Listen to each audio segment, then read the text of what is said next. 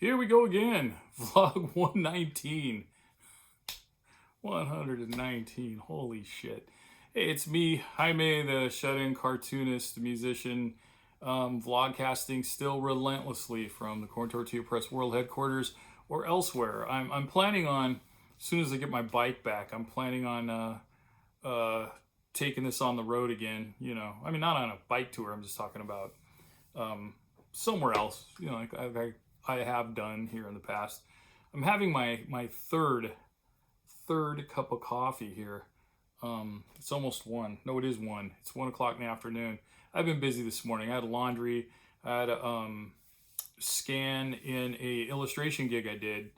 And as many of you know, my scanner pooped the bed, so I don't have a scanner anymore.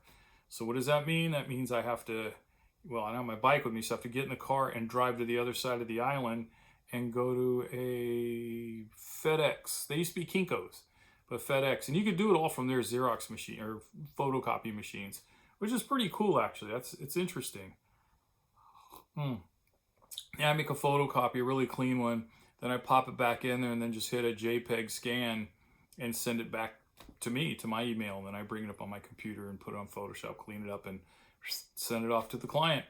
But it takes a lot. I mean, I have to get in the car, I have to drive over there, I have to wait in line now.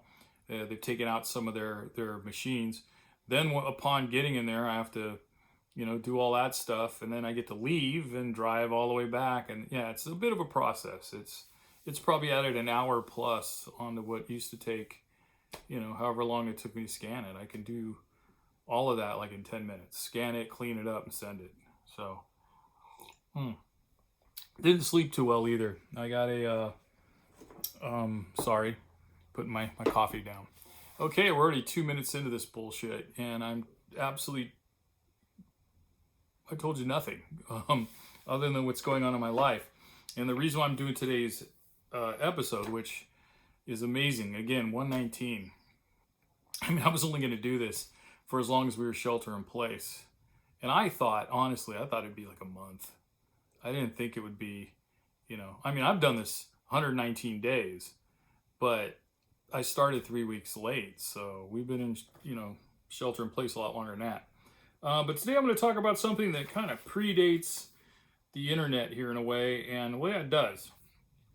And something that us longtime cartoonists and zinesters and DIY people, we used to do this. This was our way of communicating. This was our Facebook. This was our Instagram. This was our Twitter. This was whatever you want to call it. It was, instead of virtual reality, we did a thing called actual reality. And we had this publication called Fact Sheet 5. I think this one's from 1989 or 90, right around in there. This was up on my shelf today. I was digging for something else, and these were just tucked in with my comics. There's like 5 or 6 copies. And so I'm kind of wondering, well, where the hell are the... Anyway, so here it is. And these were amazing. I don't know if I might be in this one. I don't know. By meaning, am I in it? They have... here, I'll show you a quick page of how they listed comics. You sent everything to them with the information. They do a little write-up like that. Yes, you actually had to flip through stuff and read. Unbelievable. I know, the nerve. I don't know. I can't even remember at that time the name of any of my comics because I changed all the time. Oh, here's Roberta Gregory, Naughty Bits number 5. So she's in here. I saw Dan Klaus's 8-Ball, like number 8 or 9 was in here. Oh, there's and you have comics also. Here, I'll show you some of that. People would draw. Here, Shannon Wheeler. You'd also have comics in there too. Here's Shannon Wheeler from back then. Boy, his style's changed a bit, hasn't it? And yeah, so there's all sorts of Fact Sheet 5, and they have a whole list of different features. You know, they have they have reviews, of course, and they talk about the initials. They put the initials, all the people that did the reviews for what.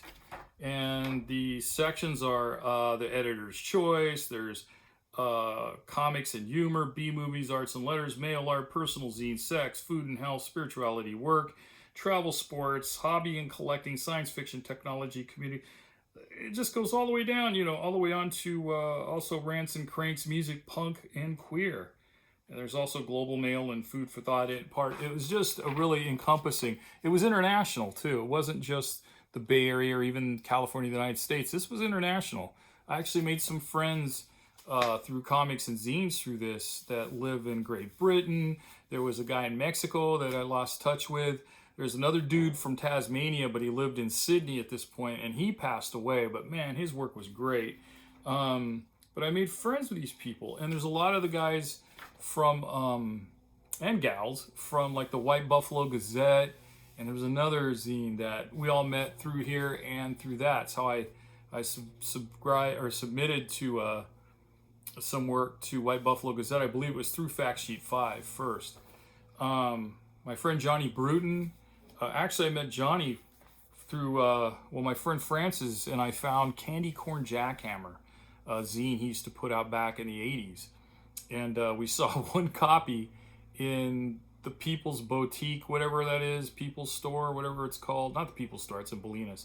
People's Boutique. It's on Shattuck in Berkeley, across from the BART station there. And we were in there just poking around to look at stuff. And we walked in. There was one copy laying there by the door, so we snagged it. And that's how I met Mac White through there. I met Johnny Bruton through there. So one other person. So it was pretty interesting how the zine world worked. Johnny ended up moving to San Francisco, so still dear friends with him. Mac, I just talked to on the phone recently. The network was still out there. It just wasn't at your fingertips like it is now.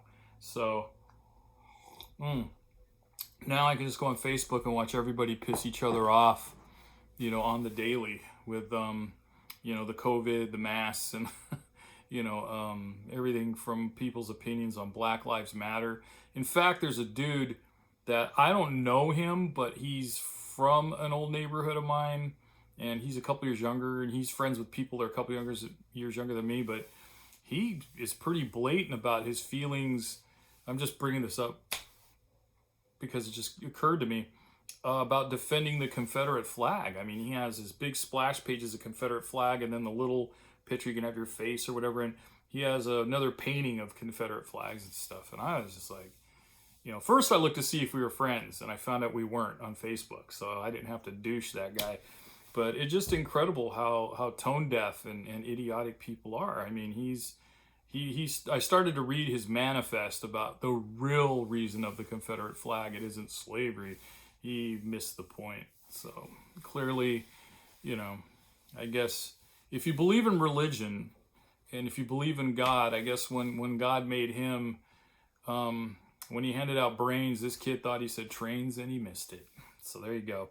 All right, kids, that is going to be about it. Fact Sheet 5. Boy, what a guess. I might look through this a little bit later to find this. Even the back of it's cool. They have